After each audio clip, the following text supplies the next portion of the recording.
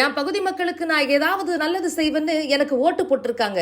அந்த ஓட்டு போட்ட நல்லவங்கெல்லாம் இப்போ தண்ணிக்காக காத்துக்கிட்டு இருக்காங்க. மனு கொடுத்து 8 மாசம் ஆச்சு, இது வரைக்கும் எந்த நடவடிக்கையுமே எடுக்கலன்னு கன்னியாகுமரி மாவட்டம் திங்கள் நகர் பேரூராட்சி அலுவலகத்திற்கு காலி குடத்துல வந்து நீர் கேட்டு மனு அளித்த பெண் கவுன்சிலரால பரபரப்பு ஏற்பட்டிருக்கு. கன்னியாகுமரி மாவட்டம் திங்கள் நகர் பேரூராட்சி 6வது வார்டு கவுன்சிலராக இருப்பவங்க தான் சுகன்யா. கோடை காலத்துல மக்களுக்கு நீர் பற்றாக்குறை இருக்கு, ஆழ்துளை கிணறு அமைச்சு கொடுங்க, சீரான குடி தண்ணீர் வழங்க நடவடிக்கை எடுங்கன்னு சுகன்யா பேரூராட்சி அதிகாரிகள் கிட்ட பலமுறை மனு அளித்திருக்காங்க. நிறைய இடங்கள்ல தண்ணீர் பற்றாக்குறை இருந்துட்டே இருக்கு.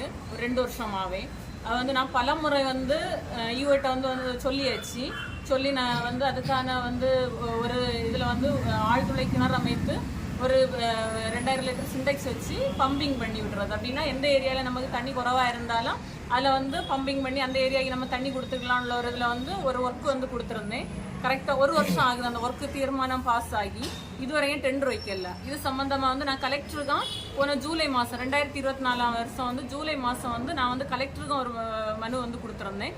அவங்க அதுக்கு ஈஓ கலெக்டருக்கு ஒரு பதில் கொடுத்துருக்காங்க. அடுத்த கவுன்சிலே அதை எஸ்டிமேட் வச்சு உடனே தீர்மானம் அந்த இதை நடவடிக்கை எடுக்கப்படும்னு வச்சிருக்காங்க. ஆனால் இதுவரைக்கும் 8 மாதம் ஆகி இதுவரைக்கும் அது எந்த நடவடிக்கையும் எடுக்கல.